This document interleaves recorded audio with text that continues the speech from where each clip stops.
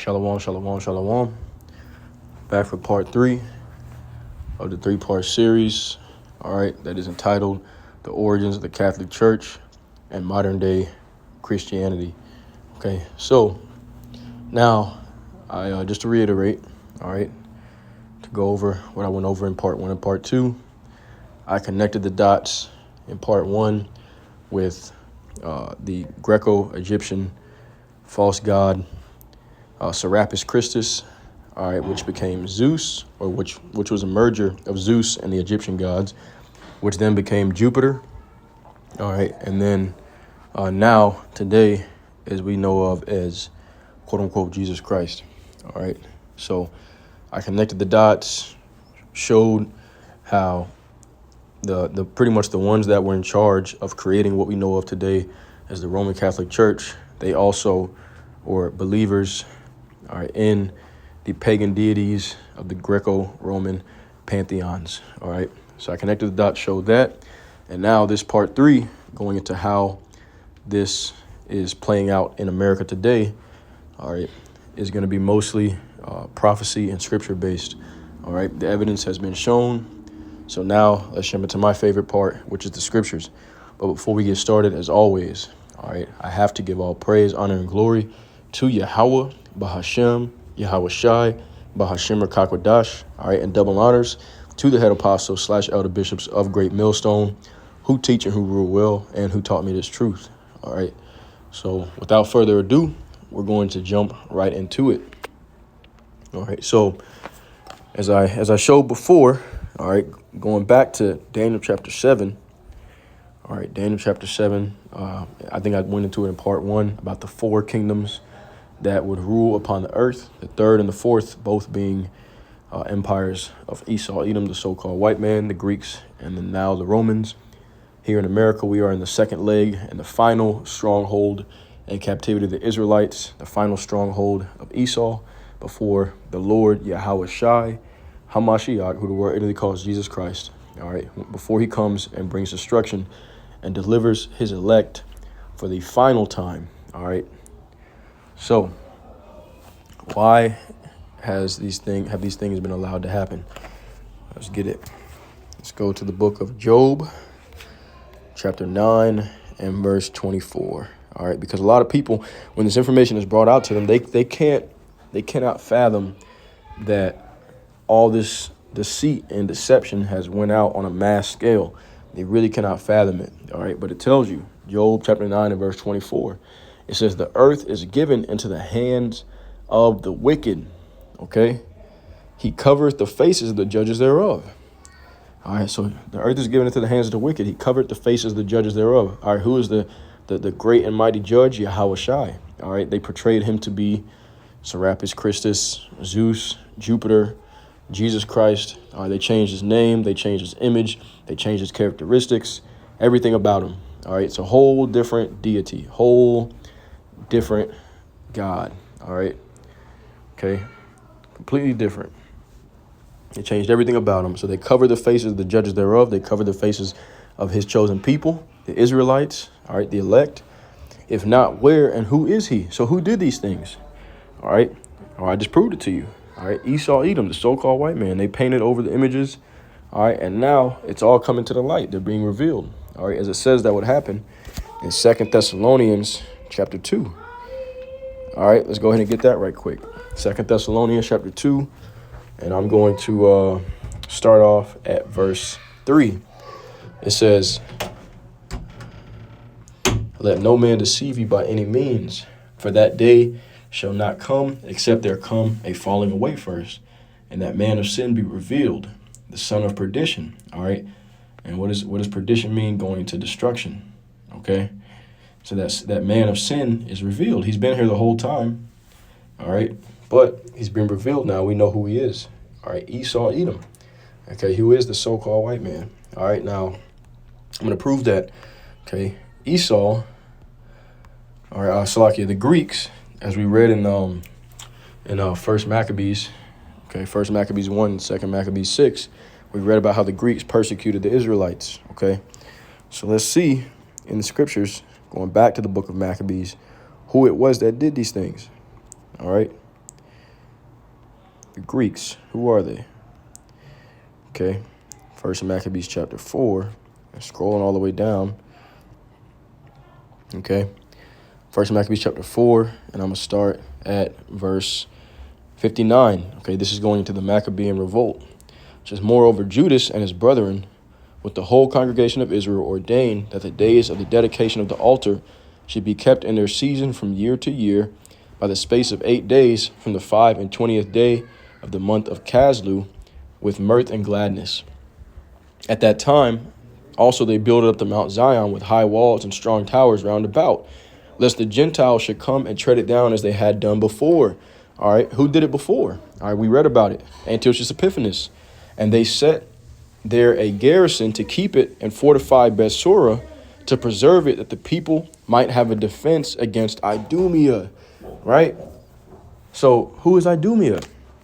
Let's see. All right, so we saw that the Greeks were the ones that attacked under Antiochus Epiphanes. All right. So who it says that they set up a strong tower to have a defense against Idumea. Who is Idumea? All right, it says Edom. Okay, so Edom, Idumea. All right, Idumea is the Greek term for Edom. All right, the descendants of Esau, Edom. So the Greeks, the Romans, all right, they are Edomites. All right, whether people want to accept it or not. All right, and they're prophesied to be ruling at the time that the Savior is to return upon the earth. Okay, so continuing on. All right, that's why it says the earth has been given to the hands of the wicked.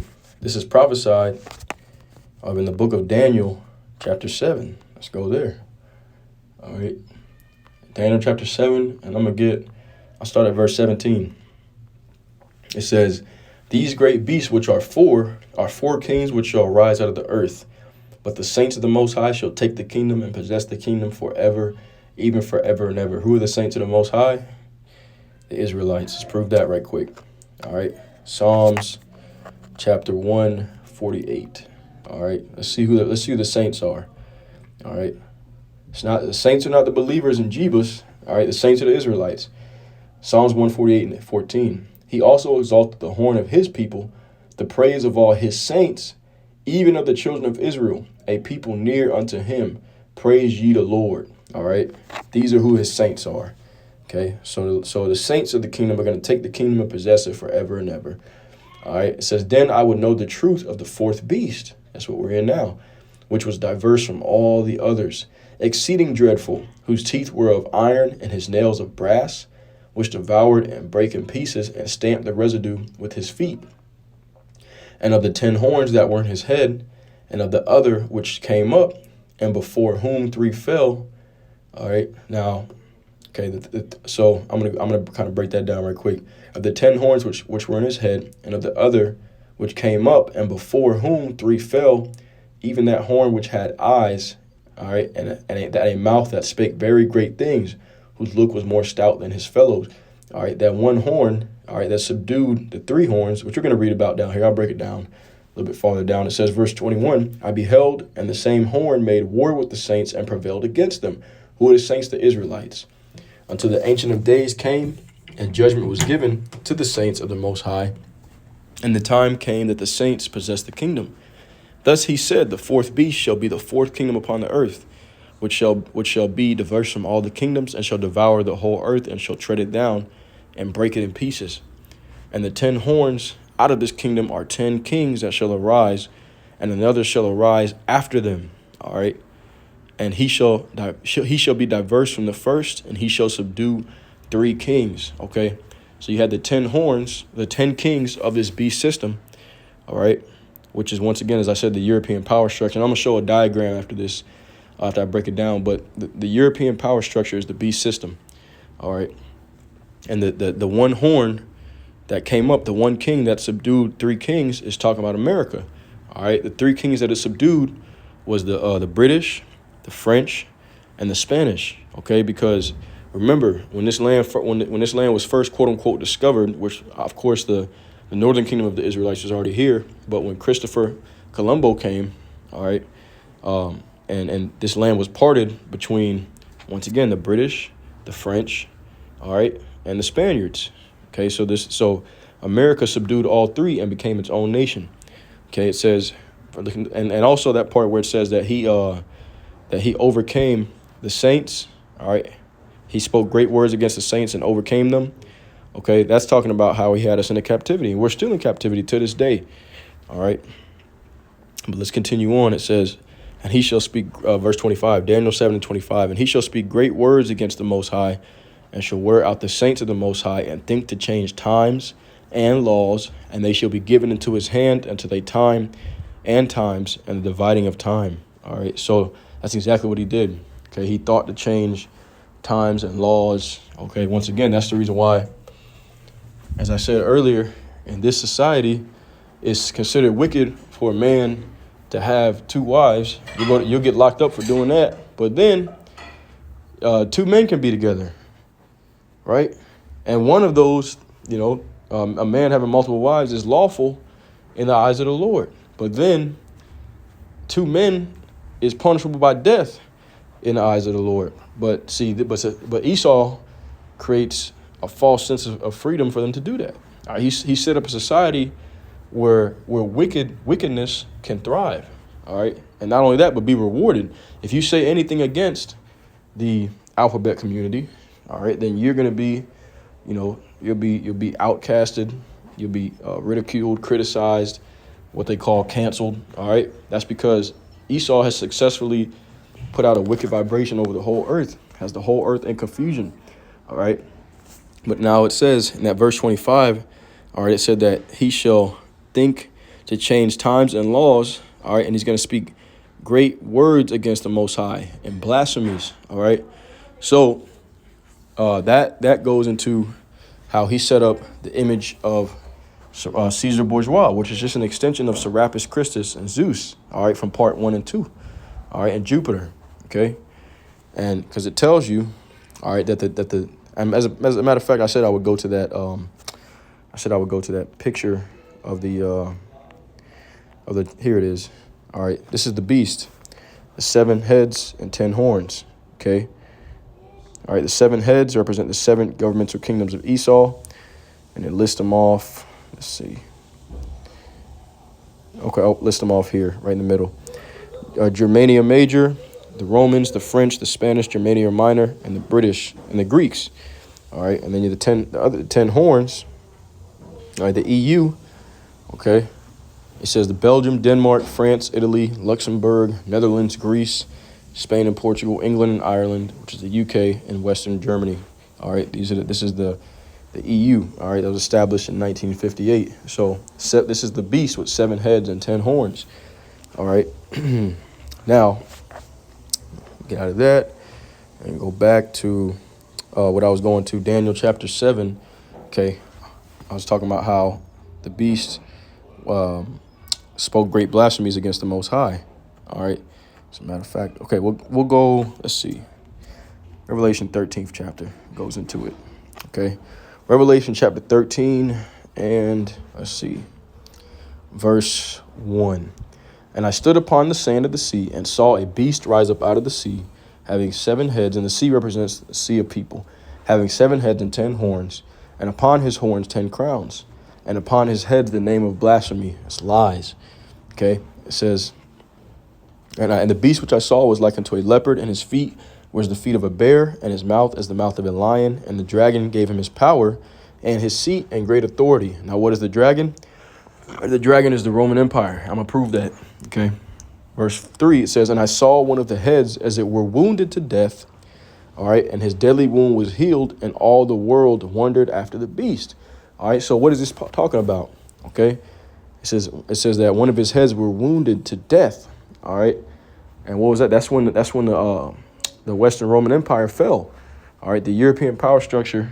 All right. It was pretty much taken down for a period of time. All right, the Western European power structure was taken down for a period of time, known as the Dark Ages. Okay, which we're going to read about, and I think it's right here. Okay, so this is Revelation 20:1, and I saw an angel come down from heaven, having the key of the bottomless pit and a great chain in his hand, and he laid hold on the dragon, that old serpent which is the devil and Satan, and bound him 1,000 years. Okay, so Check this out.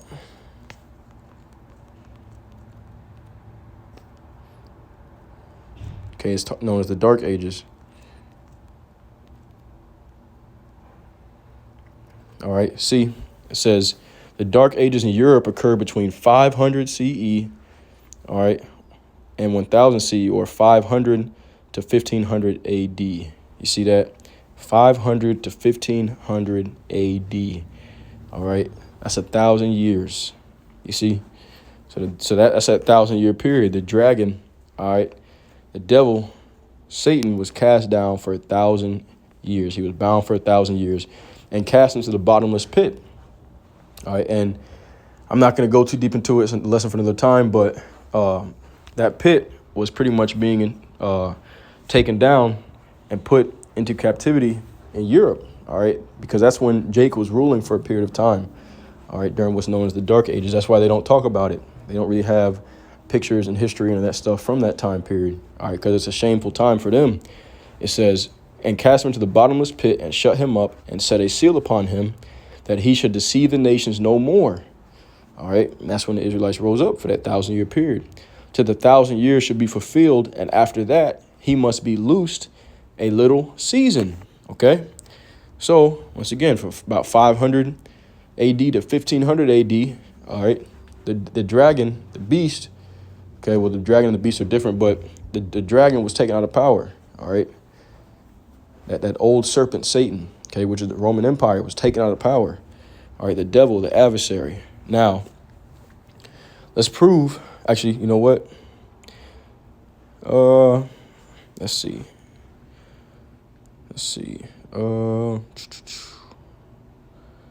do I want to get? You know what? Okay. Yeah, this is what I wanted. I'm going to read that again. Revelation 20:3. All right, and cast him into the bottomless pit and shut him up and set a seal upon him that he should deceive the nations no more, till the 1,000 years should be fulfilled, and after that he must be loosed for a little season. All right, and now you got to skip down to verse 7 because verses 4 through 6 go into a different 1,000-year period. All right, which is going to be the reign of Yahushua. All right, where the heathens are suffering hard bondage. All right, and this is going to be after the kingdom of heaven comes in, but. Like I said, I'm going to skip down to verse 7, going to the time that we're in now. It says, and when the 1,000 years are expired, Satan shall be loosed out of his prison and shall go out to deceive the nations which are in the four quarters of the earth.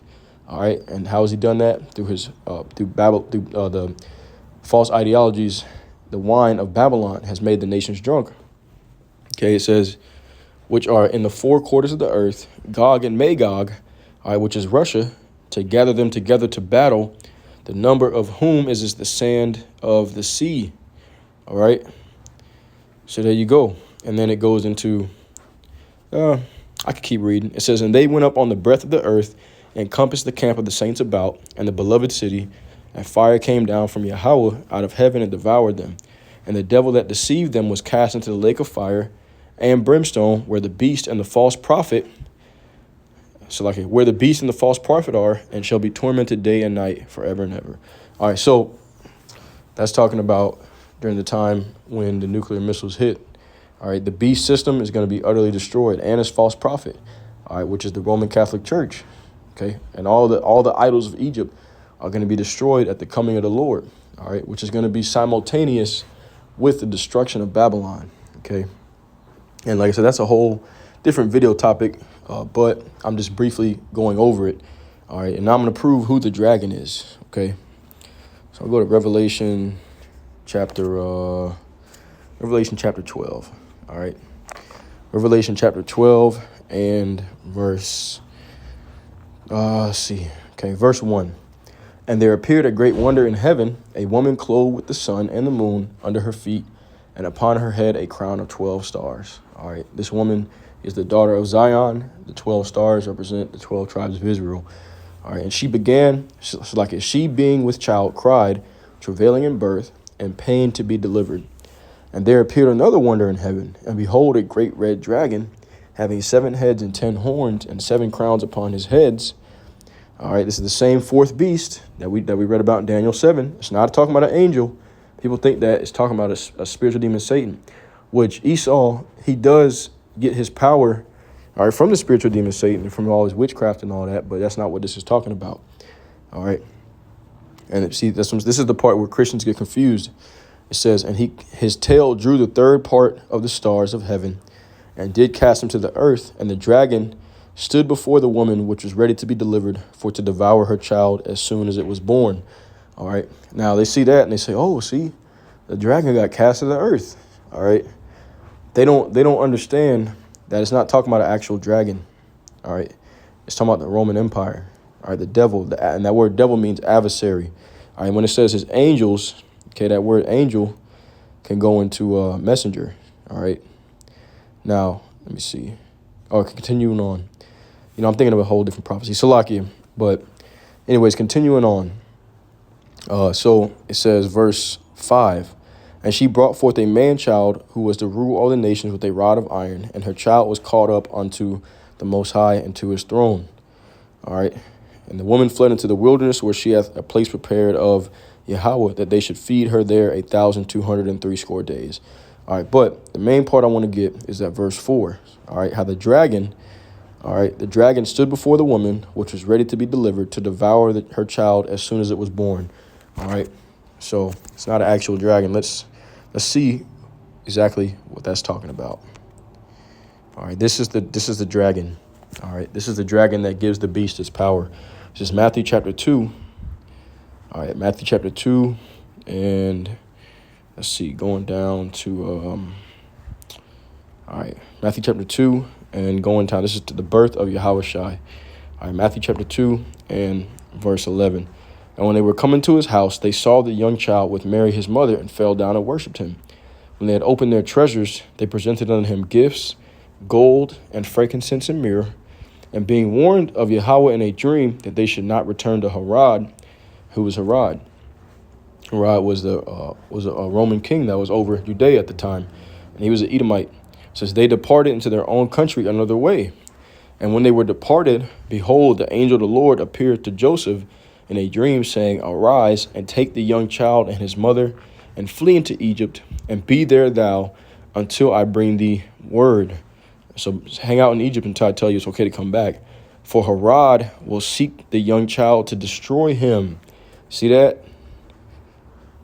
Herod will seek the young child to destroy him, just like in Revelation 12 and 4.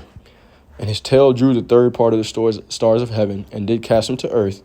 And the dragon stood before the woman, which was ready to be delivered, for to devour her child as soon as it was born. Speaking of Yahushua. So who did that? All right, the Roman Empire. All right, under under that leadership of Herod.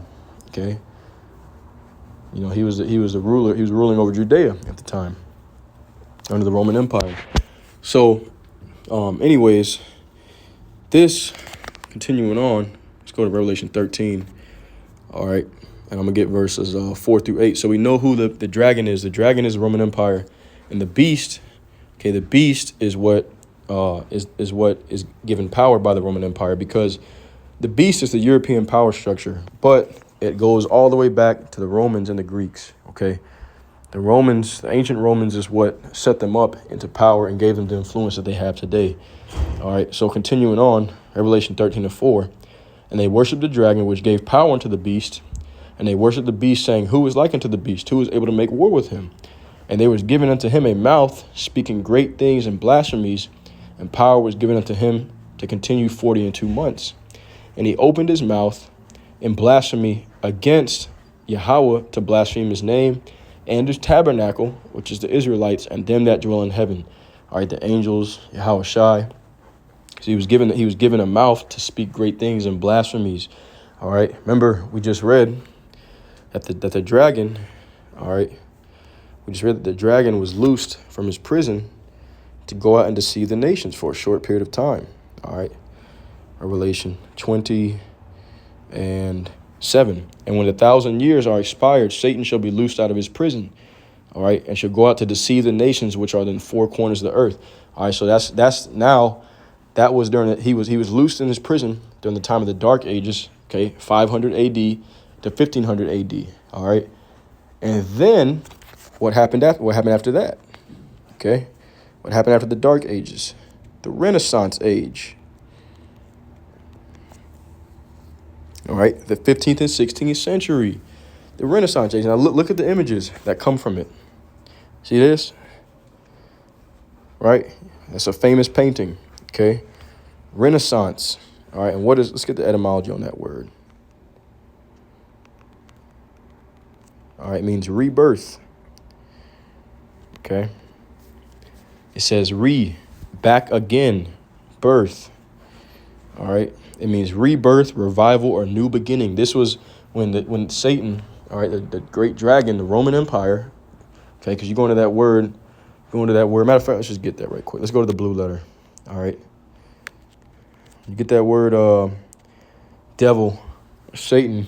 Okay, diabolos. All right, people think that it's talking about an angel, but it's not always talking about that.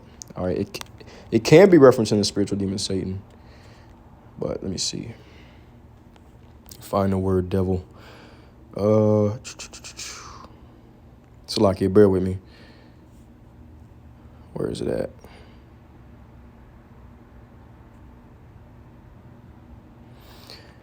Okay, let me just search it up this way. Salakia. All right, that word. Go to the book of Revelations. That word, okay. We'll get both, probably Satan and the word devil. All right, so Satan, Satanas. Let's get the pronunciation of it. Strong's G 4567, Satanas. Satanas. Thayer's lexicon, Right, Satan. Satan. Okay, so definition. It says the accuser, the devil. All right, or the adversary is another word. All right, it says an adversary, one who opposes another in purpose or act. All right, the Roman Empire, all right, the Edomites in general have been a long time Satan, a long time adversary against the Israelites. All right, and we read about that, part 1 and 2, the persecution of the Israelites and forcing them to leave their customs by the power of the sword. All right, look what it says though. Okay, definition B. All right, it says a Satan-like man. Okay, and that's talking about Esau, a man who is like the adversary. All right, the adversary of the Heavenly Father.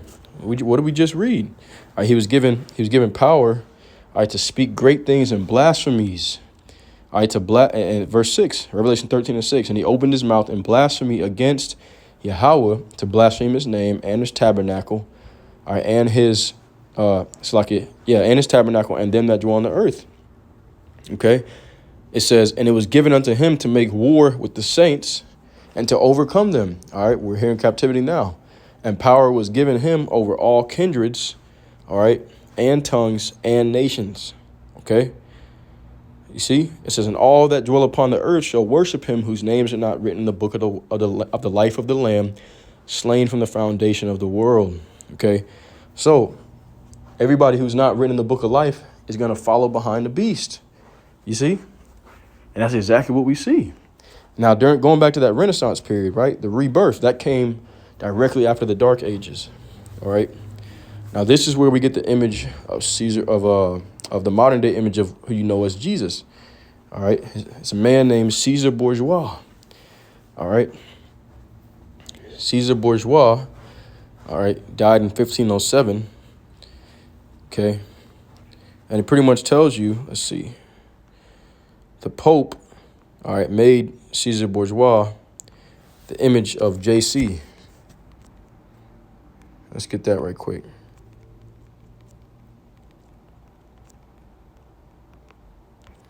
All right, let's just see if I should have had an article ready. All right, they say it's a theory, but it's very obvious. All right. It says, when you're looking for a model, a real-life model for Jesus Christ, you'd be hard to push to think of less appropriate stand-in for the Prince of Peace than Caesar Borgia. It says, one of most notorious members of Renaissance Italy's most notorious dynasties, the cruel Caesare was thought to be the inspiration for Niccolo Machiavelli's satirical handbook for would-be tyrants like the Prince. Okay, now it shows you pictures of quote-unquote Jesus in art. It looks exactly like this guy. Okay, it says, thanks to his father, who became Pope Alexander VI in 1471, Caesar was made a bishop at the age of 15 and a cardinal at the age of 18. All right. It ain't no cardinals in the Bible. At this point in history, the Pope directly ruled over a kingdom that dominated central Italy from its capital of Rome. Okay. So anyways, you research that into yourself. But pretty much this was the man that the image that we now know of is the image of JC, of Jesus Christ. But even then, even before him, you saw the images of Serapis Christus, the images of Jupiter, all right? And then in the Renaissance period, you know, Caesar Bourgeois, all right? And that's where it comes from, okay? So I'm going to continue on. Now, let's get this right quick, actually. All right, once again, they have been trying to do this for a long period of time, all right? Let's get 1 Maccabees chapter 3 and verse 48. Okay. It says 1 Maccabees 3 and 48. It says, and laid open the book of the law, all right, wherein the heathen had sought to paint the likeness of their images. Okay, so this has been going on for a long time. Once again, it started with Serapis Christus, Antiochus Epiphanes, all right, forcing them to worship Zeus, all right, and then continuing fast forwarding, you know, to what we read in 2 Maccabees chapter 6. You know, they were forced to worship at the temple of Jupiter, all right, and then going all the way into after the time that Yahushua was around, during the time of when Paul, you had Israelites that were still worshiping Jupiter, all right, and that continued on, going up into the chief priest, the Pontifex Maximus, who was, what was his name again? Emperor Constantine. All right, he created that Council of Nicaea. All right, so the origins of this religion, quote unquote Christianity, which goes back to the worship of Serapis Christus, has been pagan from the start. All right, going back to the Greeks, up into the Romans, and into their final installment of their kingdom. All right, which is America. So what is the purpose of this? This is the good stuff right here. So now, what is the whole purpose of them doing this? All right, let's go to it. 1 Maccabees 1 and 51. Okay, it says, in the self same manner wrote he to his whole kingdom and appointed overseers over all the people, commanding the cities of Judah to sacrifice city by city. Then many of the people were gathered unto them, to wit, everyone that forsook the law, and so they committed evils in the land. All right, verse 49, 1 Maccabees 1 and 49, to the end that they might forget the law and change all the ordinances. It's the whole purpose of them doing all this, all right? Now, why do they want to do this, okay? Because once the Israelites rise up, which is exactly what's happening now, they know that their end is coming, all right? Revelation chapter 11 and verse 8, okay? All right. It says, oh, well, actually, let's get this right quick. I love this right here. I'm starting at 7, Revelation 11 and 7. And when they shall finish their testimony, the beast that ascendeth up out of the bottomless pit shall make war against them and shall overcome them and kill them. All right, that happened. All right, 70 AD too. All right, the Israelites were scattered. But even then, with the Dark Ages, okay, after the time of the Dark Ages, the Renaissance, the rebirth, they came and they were let out to deceive the whole world. All right. Esau was given back power for a short period of time to deceive the whole world. All right. So now look at this, verse 8. And their dead bodies shall lie in the street of the great city, which spiritually is called Sodom and Egypt, where also our Lord was crucified. All right. So spiritually called Sodom. Sodom was known for sexual perverseness. In Egypt was known as the house of bondage. All right. You just search up those words. It'll come right up. Where also our Lord was crucified. So where was he crucified? He wasn't crucified in Sodom or in Egypt. He wasn't crucified in America. All right. But his image, his name, his characteristics was all X'd out here in America. They changed everything. All right. And really just under the rulership of the Edomites, period. All right. So it says, and so the dead bodies mean the spiritually dead Israelites. All right, this chapter, what I'm reading is also references Ezekiel 37 chapter. It says, and they of the people and kindreds and tongues and nations shall see their dead bodies 3 days and a half, and shall not suffer their dead bodies to be put in graves. All right. So 1619 to 1969, all right, 3.5 days, 350 years. Okay. And then Abba Bivens came on the scene. All right. It says, and they that dwell upon the earth shall rejoice over them and make merry, and shall send gifts one to another, because these two prophets tormented them that dwelt on the earth. The two prophets, the southern and northern kingdom, those who have the testimony of Yahweh Shai. All right, just burning the people up back then, because once again, the earth has been given into the hands of the wicked. And if you know that there's anybody who can take you down on the face of the earth, and you see that group of people fall, what are you going to do? You're going to do your very best to make sure they never get back up again. All right. Hence, Psalms the 83rd chapter, which I'm not going to go into, but you can read that for yourself. All right, Psalms 83. But continuing on, it says, verse 11, and after 3 days and a half, the spirit of life from Yahweh entered into them. All right, the Holy Spirit, this knowledge, wisdom, understanding. And they stood upon their feet, and great fear fell upon them which saw them. That's the time that we're in now. That's why you got Christians working overtime to try to stop this truth. And it can't be done. All right, it cannot be done, because they know that us rising up means the Lord is coming back and their world is coming to an end. All right, Judith chapter 5 and verse 20. All right, and this is I think it's a Canaanite having a conversation with his leader. All right, and this is what he says. He says, now therefore, my Lord and governor, if there be any error against this people and they sin against their God, let us consider that this shall be their ruin, and let us go up and we shall overcome them. That's exactly what they did. All right. Psalms 83rd chapter. Okay. Verse 21, though, it says, but if there be no iniquity in their nation, let my Lord now pass by, lest their Lord defend them and their God be for them, and we become a reproach before all the world. All right. Just like the ancient Egyptians. All right. And the other nations that we were whooping on for a long time. Let's get this right quick. Psalms 81. And verse 10. All right, I'm getting ready to close out soon. Psalms 81 and 10. All right, it says, I am the Lord thy God, which brought thee out of the land of Egypt. Open thy mouth, and I will fill it. But my people would not hearken to my voice, and Israel would none of me. All right, it says, so I gave them up to their own hearts and lust, and they walked in their own counsels. Oh, that my people had hearkened unto me, and Israel had walked in my ways, I should soon have subdued their enemies. All right. And this is what they're afraid of. You see, this is what they're afraid of. That's why they want to keep you asleep. All right. That's the reason why, and our people, they're still trapped up in this false idol worship. All right. They have been deceived. All right. Revelation 12 and 9. I read it earlier. I'm going to get it again. And the great dragon was cast out, that old serpent called the devil and Satan, which deceiveth the whole world. He was cast out into the earth, and his angels were cast out with him. All right, and that's what I meant to get earlier. Okay, Revelation 12 and 9. Let's go here in the blue letter. There's people, they see angels and they think of actual angels, but it doesn't always mean that. All right, Revelation 12 and 9. We're going to go down to that word angel. Let's see what it says. All right, Strong's G32. Strong's G32. Angelos. Angelos.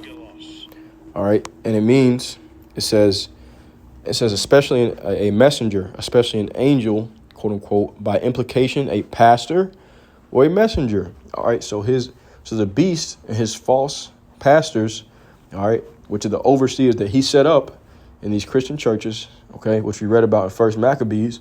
All right. The same way they set up overseers back then during the time of the Greeks, to make sure that the Israelites were following after their ways. You see, they did the same thing today. All right. These angels is not talking about actual angels. It's talking about messengers. All right.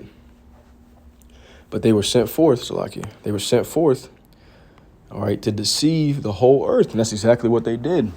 All right. Now, let's see what the end result of that's going to be. Isaiah the 24th chapter. And get ready to close out soon. Verse 3. It says, the land shall be utterly emptied and utterly spoiled, for the Lord has spoken this word. The earth mourneth and fadeth away. The world languisheth and fadeth away. The haughty people, meaning the arrogant, the prideful people of the earth, do languish. They got much sorrow, all right, sadness, because they're about to be destroyed. The earth also is defiled under the inhabitants thereof. because they have transgressed the laws and changed the ordinance and broken the everlasting covenant. Therefore hath the curse devoured the earth, and they that dwell therein are desolate. Therefore the inhabitants of the earth are burned, and few men left. All right, that's the end results of listening to this devil, all right, and continuing to be a part of his false religious system, all right, which is really just worship of Baal. That's all it is, all right? It's just worship of Baal, okay, which is the chief deity that is a rival, all right, to the God of the Bible. All right, so these people, they think, and that's how insidious and dark all this really is. All right, they think that they're worshiping the God of the Bible by celebrating the customs of the heathens, by saying that his law is done away with. You see, they think that that's how they worship the God of the Bible, by just going around telling everybody that they love him, but not keeping none of the commandments, right? Actually teaching that they're done, that you don't have to keep them. You see, but once again, that's because they've been put under that witchcraft. All right, they've been deceived. They drunk with that Jesus juice. All right, and the Wadi Haba Shem Yal Shai, for me to be able to bring out this message and go deep into the history and origins of it, but it's only meant for who it's meant for. All right, but that's the end of it. All right, it's gonna be the fire burning up the vast majority of people on the earth. All right, but particularly the 2/3 of the Israelites. That's who the the truth is not for the other nations anyways, but for the 2/3 of the Israelites, you don't repent, turn back, that's going to be your fate. I'm close out with this. Daniel chapter 12 and verse 2. And many of them that sleep in the dust of the earth shall awake. All right, the dust of the earth, the confusion. All right, so they shall awake, some to everlasting life, and some to shame and everlasting contempt. All right. It says, and they that be wise shall shine as the brightness of the firmament, and they that turn many to righteousness as the stars forever and ever. But thou, O Daniel, shut up the words and seal the book, even to the time of the end. Many shall run to and fro, and knowledge shall be increased. All right, this is where we are now. You see? So this verse alone tells you that same tired JC gospel that's been preached for the past few thousand years is not the true gospel. It tells you right here. Daniel prophesied that the understanding of the Bible, the prophecies, will be sealed until the time of the end. All right, I'm going to scroll down, get the last few verses and close out. All right, Daniel 12 and 9. And he said, go thy way, Daniel, for the words are closed up and sealed to the time of the end. Many shall be purified and made white and tried. All right, but the wicked shall do wickedly, and none of the wicked shall understand. But the wise shall understand. And from the time that the daily sacrifice shall be taken away, all right, 70 AD, Israelites were the great falling away. They were cast out, exiled out of Jerusalem, all right, and trodden down. It says, and the abomination that make it desolate set up, there shall be 1,290 days. All right, there's a breakdown on that, but, it's in a whole different video. Okay, it says, blessed is he that waiteth and cometh to the 1,305 and 30 days. It says, but go thou thy way till the end be, for thou shalt rest and stand in thy lot at the end of the days. So he's saying thou shalt rest, meaning you're going to go to sleep, your body's going to die. All right, your spirit is going to be at rest and then go back up to the Heavenly Father, and you shall stand in your lot at the end of days. You're going to be reincarnated back as a prophet as you were before. So the prophets are here today, all right, breaking down these prophecies. And it's been unlocked to the prophets, all right, his secrets, as it says in Amos 3 and 7, so that they could go out and preach his blessed word and give the true knowledge, wisdom, understanding to the elect of the nation of Israel, which consists of you so-called Negroes, Latinos, and Native American Indians. But with that being said, all right, Lord's will, this was edifying. All right, this is the final installment, final episode of the origins of the Catholic Church and modern day Christianity. All right, shalom.